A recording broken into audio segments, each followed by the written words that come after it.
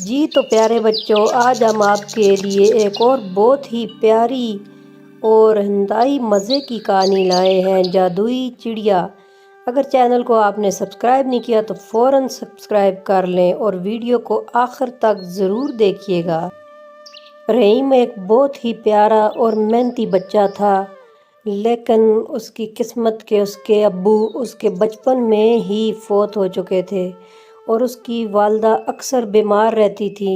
وہ ان کی بہت خدمت کرتا تھا اور دیکھ بھال کرتا تھا، لیکن اسے کبھی کام ملتا کبھی نہ ملتا، اس لیے وہ اکثر پریشان رہتا تھا۔ ایک دن وہ درخت کے نیچے بیٹھا ہوا اپنے آپ سے بڑبڑا رہا تھا۔ آج بھی مجھے کام نہیں ملا، ماں کی دوائی بھی ختم ہو چکی ہے اور گھر میں کھانے کے لیے بھی کچھ بھی نہیں۔ کیا کروں، کچھ سمجھ نہیں آ رہا، کہاں جاؤں، کس سے مدد مانگوں؟ یہاں تو میری کوئی مدد کرنے والا بھی نہیں۔ وہاں سے ایک چڑیا اڑتی ہوئی جا رہی تھی جو کہ بہت ہی پیاری تھی۔ وہ اڑ کر اس کے قریب آ کے بیٹھ گئی اور اس سے کہنے لگی، ارے پیارے بچے، پریشان مت ہو، میں نے اڑتے ہوئے تمہاری تمام باتیں سن لی اور مجھے تم پہ بہت ترس آیا۔ تم تو بہت ہی پیارے ہو، تو تم ایسے کرو، مجھے اپنے گھر لے جاؤ، میں تمہاری مدد کر سکتی ہوں، میں تمہاری مدد کروں گی، تمہارے حالات ٹھیک ہو جائیں گے۔ رحیم پہلے تو ننھی اور خوبصورت چڑیا کو بولتا دیکھ کر بہت حیران ہوا، لیکن پھر اس کی بات مانتے ہوئے اسے اپنے گھر کی طرف لے کے چلا اور اس نے ارادہ کر لیا تھا کہ اس کو ہمیشہ اپنے گھر میں رکھوں گا۔ اور پھر وہ اسے جب اپنے گھر لے گیا تو سب سے پہلے کھانے کے لیے کچھ اس کے آگے رکھا۔ وہ کھا رہی تھی۔ کھانا کھانے کے فوراً بعد اس کے منہ سے سونے کے سکے نکلنے لگے۔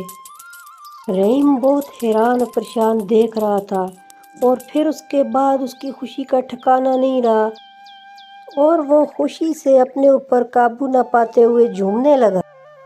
دیکھتے ہی دیکھتے رحیم بہت امیر ہو گیا اور اس کو علاقے کے لوگ بہت ہی عزت کی نگاہ سے دیکھنا شروع ہو گئے۔ وہ دل کھول کر غریبوں کی مدد کرتا، اس نے اپنی ماں کا بھی علاج کرایا اور جو بھی اس کے دروازے پہ آتا اسے خالی نہیں جانے دیتا تھا۔ اس کی ماں بھی اب بالکل ٹھیک ٹھاک تھی۔ پھر ایک دن چڑیا نے رحیم سے کہا، رحیم، تم بہت ہی پیارے بچے ہو، تم ہمیشہ مجھے یاد رہو گے۔ میں کافی دن سے تمہیں دیکھ رہی تھی اور آزما رہی تھی کہ کہیں ایسا نہ ہو تمہارے پاس دولت آئے اور تم مغرور ہو جاؤ اور تم بگڑ جاؤ، لیکن ایسا نہیں ہوا۔ اس سے میں بہت خوش ہوں۔ اگر ایسا تم کرتے تو یہ ساری دولت تم سے چلی جاتی، سب ضائع ہو جاتا، تمہیں کچھ بھی نہیں ملنا تھا۔ اب یہ سب کچھ تمہاری رحم دلی کی وجہ سے تمہارے پاس رہے گا۔ میں اب تم سے اجازت چاہوں گی، کیونکہ تمہاری طرح لائق اور ذہین بچے اور محنتی بچے دنیا میں اور بھی ہیں، لیکن وہ غریب ہیں۔ مجھے ان کی مدد ہر حال میں کرنی ہے، اس لیے اب رحیم تم مجھے اجازت دو، میں یہاں سے جانا چاہتی ہوں۔ رحیم چڑیا کی بات سن کر بہت اداس ہوا اور چڑیا سے کہنے لگا، میں تمہارے بغیر نہیں رہ سکتا، تم نے میرا بہت ساتھ دیا، بے شک تم مجھے سونے کے سکے نہ دو، لیکن میرے ساتھ رہو۔ دنیا میں میرا اور تمہارے سوا کوئی دوست نہیں ہے، تم میرے ساتھ رہو گی تو میں بہت خوش رہوں گا۔ پیارے رحیم، جانے کا تو میرا بھی دل نہیں کرتا، لیکن مجبوری ہے، جانا پڑے گا۔ لیکن میں وعدہ کرتی ہوں، جب بھی تم مجھے سچے دل سے پکارو گے تو میں تمہارے پاس آ جاؤں گی۔